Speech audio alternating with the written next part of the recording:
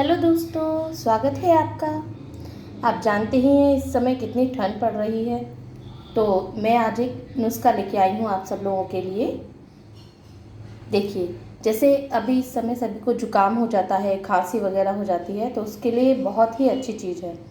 आपको बस एक चमचा ऐसा छौंका लगाने वाला और हल्दी और एक कप, बस इसकी ज़रूरत है। तो देखिए, बताती हूँ मैं। पहले आपको गैस जलानी है और इस चमचे को गरम करना है। तो ये चमचा जितना गरम होएगा उतना अच्छा रहेगा। तो देखिए, ये चमचा गरम हो रहा है और इसका जो पानी वगैरह है ये सब सुखा लेना है। ये देखिए, जब ये चमचा आपको लगे कि हाँ अब गरम हो गया है, तब आपको गैस ऐसे बंद कर देनी है। देखिए, अभी चमचा गरम हो गया है, तो हम इसको बंद कर देंगे गैस को। अब ये हल्दी है, तो हम थोड़ी सी हल्दी लेके और इस चमचे के ऊपर ऐसे डालेंगे और फिर इसको गरम करेंगे थोड़ा सा। अब ज़्यादा गरम नहीं करना है।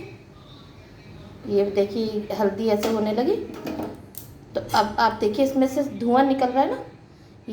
ये धुआं आपको जैसे जैसे आप हल्दी को ऐसे डालते जाएंगे तो ये धुआं ऐसे निकलता रहेगा। ये धुआं आपको एक नाक बंद करके और इसको दूसरी नाक से अंदर की ओर खींचना है।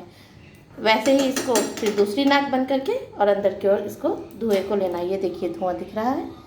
ये धुआं बहुत अच्छा है। आपको पता ही है हल्दी एंटीसेप्टिक होती है, तो उसके लिए ये बहुत ही अच्छा होता है। जुकाम वगैरह ये सब आपका सही हो जाएगा। आप इसको एक बार ट्राई करिएगा।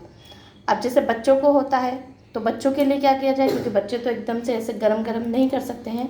तो उसके लिए हम क्या करेंगे कि जैसे ये हल्दी है, इसको पहले गरम करेंगे, फिर से ये ठंडा हो जाता है थोड़ा।